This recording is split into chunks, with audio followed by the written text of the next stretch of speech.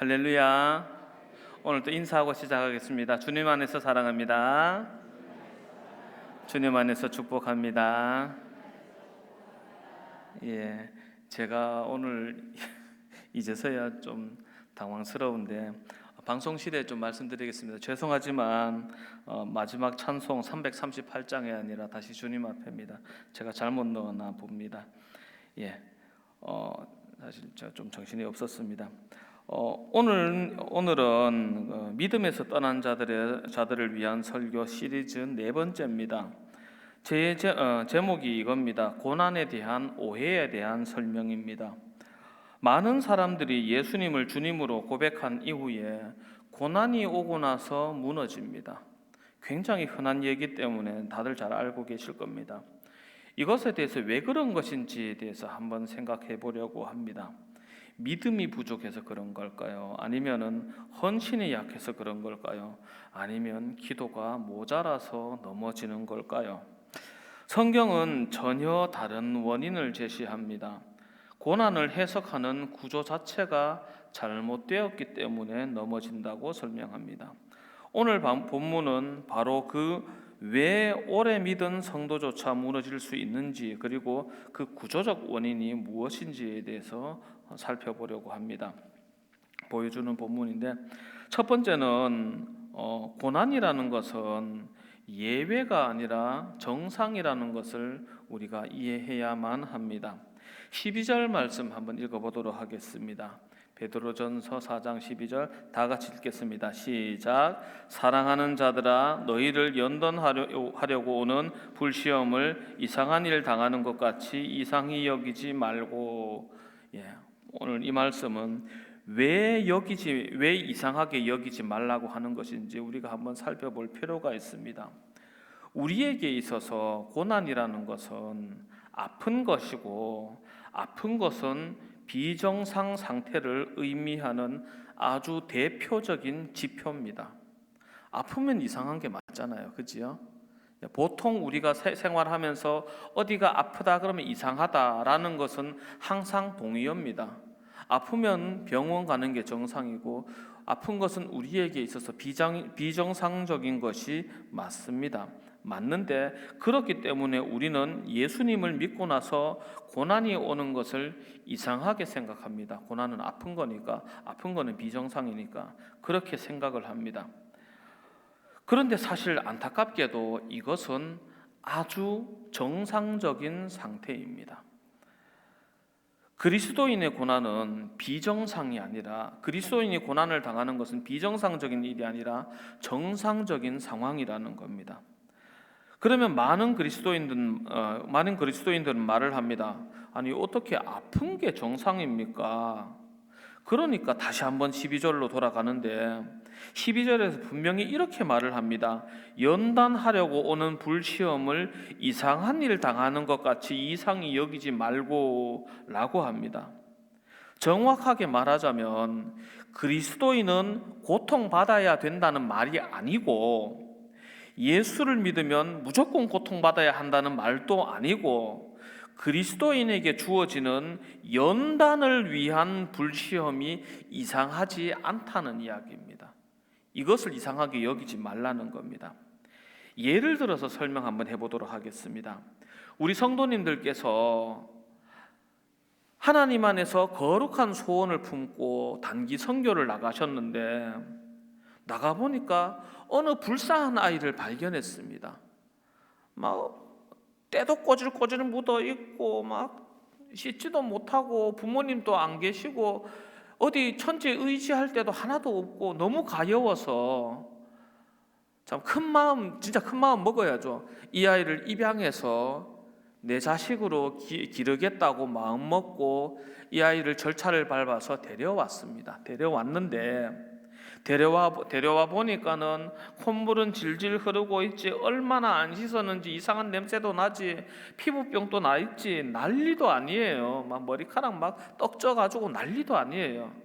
자, 그러면은 우리 성도님들께서 만약에 이런 아이를 입양하셨다면 제일 먼저 뭐부터 하시겠습니까? 일단 씻겨야죠. 맞죠? 씻기는 게 맞아요. 안 씻기는 게 비정상이고 씻기는 게 정상입니다. 그렇죠? 그런데 입장을 바꿔서 어린애가 됐다고 생각해 보겠습니다.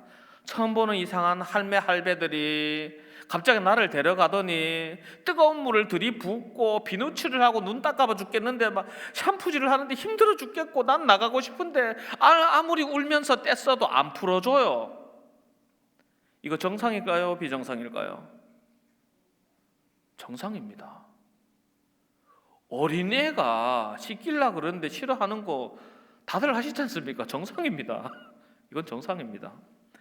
아주 정상적인 방향입니다. 자, 이 상황에서 우리 성도님들의 선택은 뭘까요? 1번, 개인의 자유인이 알아서 하도록 내버려 둔다. 너무 자유주의적인 선택인 것 같아요. 2번, 일단 씻기고 본다. 1번이십니까? 전부 2번이죠. 혹시 1번이신 분 계십니까? 예, 사진이라도 한번 찍어두고 싶은데, 2번이 정상입니다. 2번이 정상이에요. 그런데 이제 여기서 다시 우리들로 돌아오도록 하겠습니다. 우리가 주님을 영접해서 하늘의 은혜를 맛보게 됐는데, 우리 주님께서 우리를 딱 내려다 보시면은 손댈 데 하나 없이 깨끗하고 온전한 영혼일까요? 어디부터 손대야 될지 감이 안 오는 지저분한 상태일까요? 그렇지요. 그러니까 그리스도인이 주님을 영접하고 삶의 난관에 봉착하는 것은 사실 정상적인 과정입니다.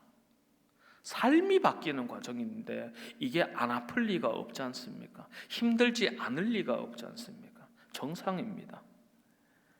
그렇게 해서 이 아이를 씻기듯이 우리 주님께서는 우리를 씻기십니다.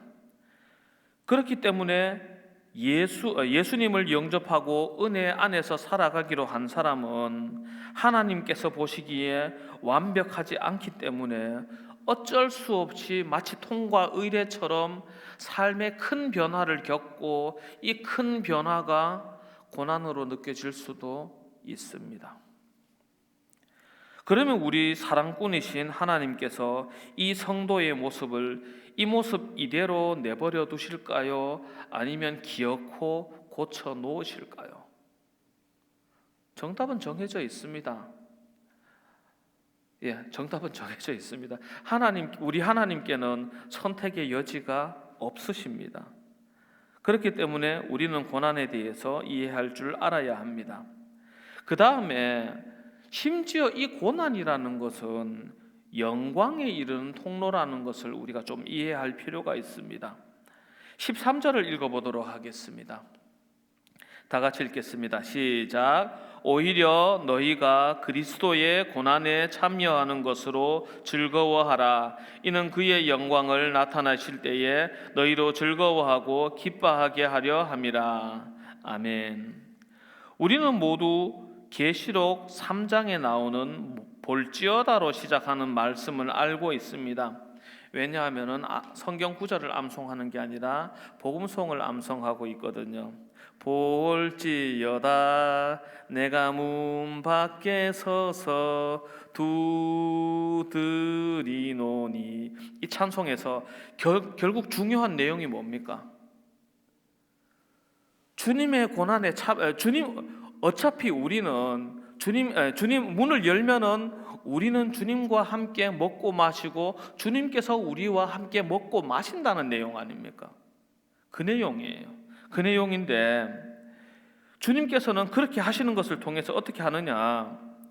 주님께서 우리와 함께 하시면서 우리가 가지고 있는 연약하고 불편하고 온전치 못한 것을 먹고 마시세요. 이 땅에 오셔서 33년 동안 행하셨던 것처럼 대신에 주님께서 주시는 것이 무엇이냐? 하늘의 영광입니다.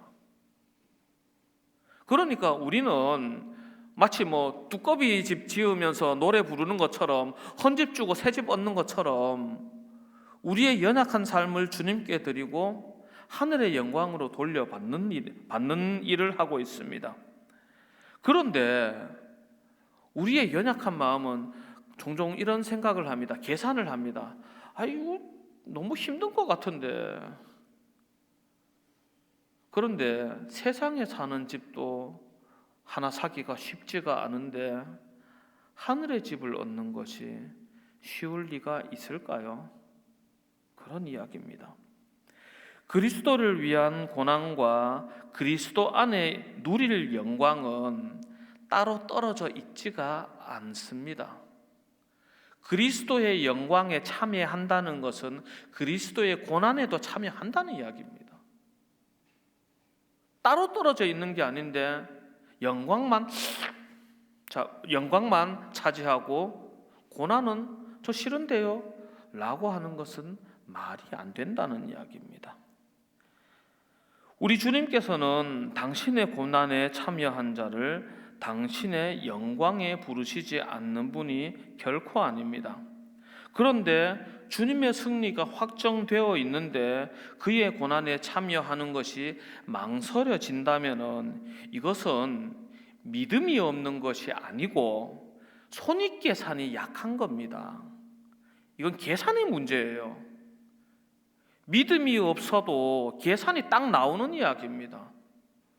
주님의 승리가 확정돼 있고 받을 영광이 훨씬 더 큰데 당장의 고난을 감당해야 된다. 감당해야죠. 믿음이 없어도 감당해야죠. 예를 들어서 10억짜리 집을 얻는데 당장에 1억을 내면 10억짜리 집을 준대요. 근데 당장에 1억이 없어. 그래가지고 오만 대 가가지고 돈 빌려달라고 싹싹 빌고 부탁해야 되는데 그거 귀찮아가지고 10억짜리 집을 포기하겠습니까? 이건 믿음의 문제가 아니에요. 믿음의 문제가 아닙니다. 이거는 그냥 손익 계산의 문제입니다. 그냥 머리가 나쁜 거니까 한 번 더 생각해 봐야 됩니다. 목사가 이런 말을 해도 되나 싶긴 한데 우리 잠시만 믿음을 내려놓고 말해 보겠습니다. 이때 아니면 언제 우리 주님께 눈도장 찍어 두겠습니까? 솔직하게 말해가지고 그렇습니다. 이 땅에서 우리 주님께 눈도장 안 찍어 놓으면 뭐 천국 올라가서 찍으실 겁니까? 달리 방법이 없습니다. 지금이 기회입니다. 지금이 기회입니다. 어떤 제자가 스승에게 어떤 제자가 중국 소설이에요. 무협 소설인데 제자가 스승에게 질문을 합니다. 그러면 스승님 훈련을 언제부터 하면 됩니까? 라고 물어보니까 스승님이 뭐라고 대답했을까요? 지금부터. 시간이 따로 주어져 있는 게 아닙니다. 어차피 시간은 하나입니다. 평생. 그러니까 이 평생을 언제부터 써야 되느냐? 결론은 나와 있습니다. 지금부터입니다. 그렇게 해서 우리가 이 고난이라는 열쇠를 통해서 주님께서 허락하시는 영광에 도달하기 위하여 애를 써야 하는 것입니다. 그런데 이 고난에도 구별이 있습니다. 15절에서 16절 말씀인데 그냥 자기가 잘못을 해서 고난을 받으면 이것은 주님께 칭찬받을 거리가 없습니다. 없는데 우리에게 유익이 되는 고난이 있습니다. 어떤 고난이 우리에게 유익이 되느냐?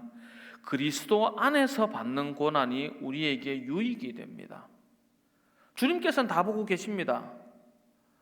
우리 성도님들 자녀분들이 학교에서 성적 받아오는 거 항상 관심이 있으셨죠. 지금은 다 커서 성적을 안 받아와서 관심이 없겠지만은 클 때는 항상 관심이 있으셨지요.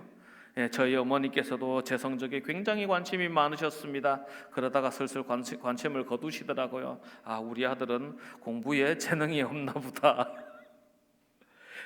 모든 부모는 사실 자녀의 성장에 대해서 관심이 있지 않습니까? 우리 주님께서도 관심이 있으십니다. 있으시기 때문에 우리를 지켜보고 계십니다. 지켜보고 계신데, 자, 우리에게 기회가 왔습니다. 그리스도 안에서 고난을 감당함으로 그리스도의 빛을 비출 기회가 왔는데 요놈이 잘하나 못하나 이렇게 들여다보고 계신데 잘한 게 있어요. 있으면 우리 주님께서 기억하실까요? 안 하실까요?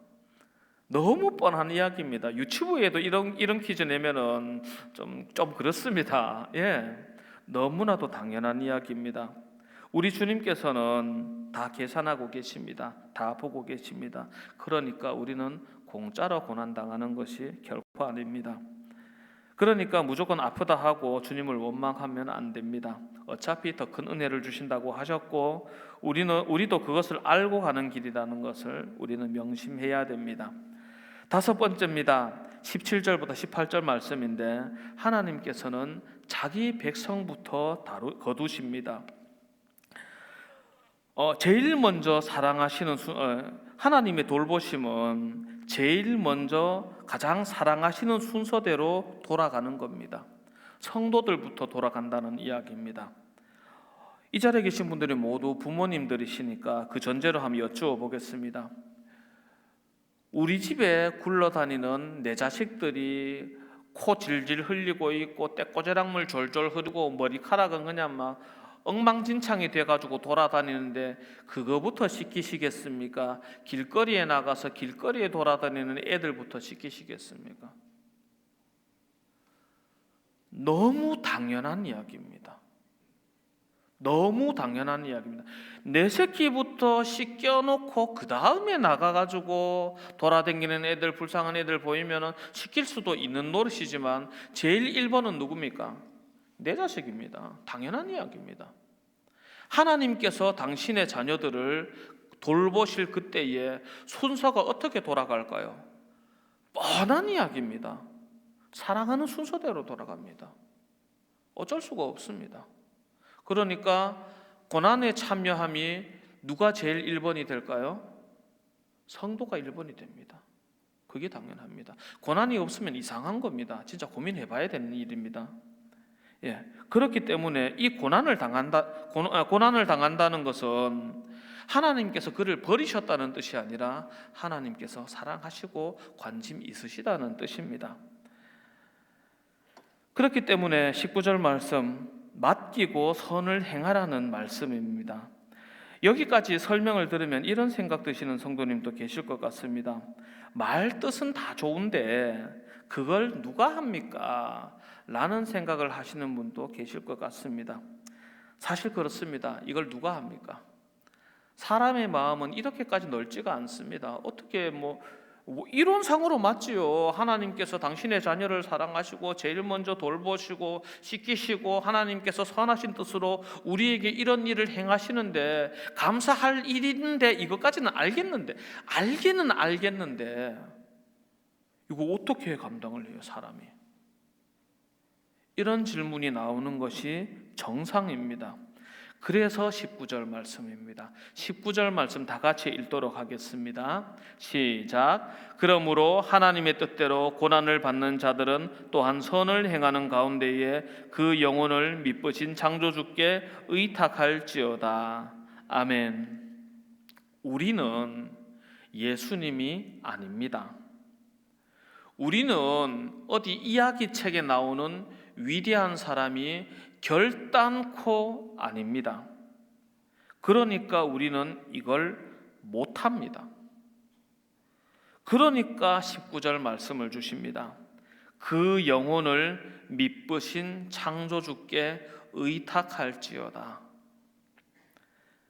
그러니까 우리 보고 주님을 의지하라고 하는 겁니다. 어차피 너 혼자 못하니까 의지하라는 겁니다.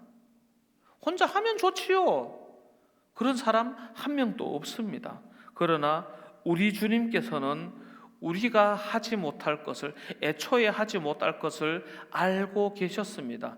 아시면서 이런 말씀을 하셨습니다. 이런 말씀을 하시기 전에 우리 주님께서는 우리를 받아줄 준비를 다 하고 계셨던 겁니다. 그러니까 이 모든 것은 하나님의 도우심을 전제로 하는 고난이었다는 겁니다. 그러므로 우리는 고난 앞에서 흔들리지 말고 하나님 나라를 바라봄으로 삶의 방향을 바로잡아야 합니다. 그리고 스스로 이기려 하지 말고 하나님의 도우심을 구하여 하나님 안에서 선한 믿음의 싸움을 이겨야 합니다. 그리고 매우 중요한 주의사항이 있습니다. 지금까지 설명한 그리스도인의 이런 삶은 개인의 인격 도야가 아니라는 것을 명심해야 합니다. 이런 삶이 굉장히 힘든 일이라는 것은 알지만 우리는 이것을 통해서 내 인격이 커지고 온전해지고 위대해지고 이것을 바라는 것이 아닙니다. 인간의 인격은 커져봤자 인간의 인격일 뿐입니다. 거기서 거기입니다. 우리가 노리는 것은 하나님 안에서 가는 길입니다. 그렇기 때문에 여기서 오해하면 안 됩니다. 그리고 그것은 불가능한 일입니다. 그리고 그러면은 그리스도 안에서 고난을 감수하는 이 삶은 어떤 의미가 있을까요? 이 삶은 우리로 하여금 하나님과 동행하는 능력을 줍니다. 우리가 감당하지 못하는 일을 감당할 수 있게 해주시고, 우리가 알지 못하는 온전한 길을 걸어갈 수 있게 해줍니다. 얼마 전에 유치부 설교에서도 어제 유치부 설교에서도 이런 내용을 설교했습니다. 밤바다에 항해하는 배가 길을 따라가는 게 아니지 않습니까? 바다에는 길이 없습니다. 아주 옛날의 배들은 GPS도 없었습니다. 방향을 가늠할 수가 없지요. 할 수 있는 것은 하나밖에 없습니다. 밤하늘의 별을 보고 방향을 잡아서 그때부터 믿음으로 가는 수밖에 없습니다. 의외로 우리 생활에 믿음이란 요소는 굉장히 중요하게 작동하고 있습니다. 제가 아주 어린 시절에 어머니께 이런 걸 여쭤본 적이 있습니다. 가게에서 물건을 사는데, 가게에서 물건을 살 때에 물건을 올려놓고 돈을 내고 물건을 가져가지 않습니까? 제가 아주 어릴 때입니다. 엄마, 그러면 물건 올려놓고 돈 안 주고 그냥 들고 가버리면 어떡해? 라고 물어보니까 어머니께서 피식 웃으셨는데, 근데 사실 말은 맞는 말이에요. 그 사람이 도둑인지 아닌지 어떻게 압니까? 모르지만 믿음으로 기다리지 않습니까? 예수를 믿는 믿음은 아니지만 어쨌든 믿음으로 기다리지 않습니까? 그 사람이 도둑이 아니라는 믿음으로. 그렇습니다. 이 믿음이라는 것은 우리의 삶에 꽤 가까이 있는 것이고 우리에게 익숙한 것입니다. 그리고 그 믿음 중에서도 우리는 굉장히 수준 높은 믿음을 향해서 나아가고 있습니다. 우리는 하나님의 나라를 소망하며 나아가고 있습니다. 그렇기 때문에 현재에 당하는 고난은 더 큰 것을 얻기 위한 굉장히 길고 복잡한 노림수를 가지고 있다고 봐도 무방할 것입니다.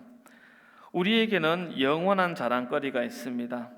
어떤 자랑거리가 있냐면은 우리의 모든 연약함에도 불구하고 우리를 참아주시고 용서해 주시고 인도해 주시는 하나님의 은혜라는 자랑거리가 있습니다.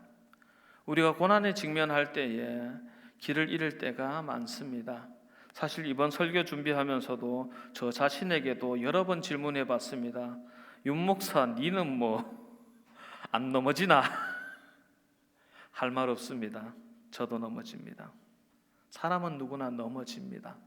넘어지지만 그럼에도 불구하고 우리가 주님 앞에 나올 수 있는 것은 지난 수십 년간 나의 모든 연약함을 다 지켜보고도 아직까지 인도하시는 주님께서 이제 와서 내려놓으실 거라고는 도저히 상상할 수 없기 때문입니다. 우리 주님께서는 언제나 신실하셨고 언제나 내 길을 인도하셨습니다. 그리고 이런 고백은 저만 할 수 있는 것이 아니라 이 자리에 계신 모든 성도님들이 그러하신 줄로 믿습니다. 우리가 주님 안에서 선한 고난을 감당할 수 있기를 원합니다. 그러나 우리의 인간적인 연약함으로 흔들릴 때도 있고 연약해질 때도 있음을 솔직하게 고백합니다. 그러나 그때에 오늘 이 말씀 의지해서 다시 한번 일어설 수 있기를 원합니다. 그리하여 주님 앞에 서는 그날 주님께서 잘했다 칭찬하시는 귀한 성도님들로 온전히 서시기를 주님 안에서 소원하고 축복합니다. 잠시 기도하도록 하겠습니다.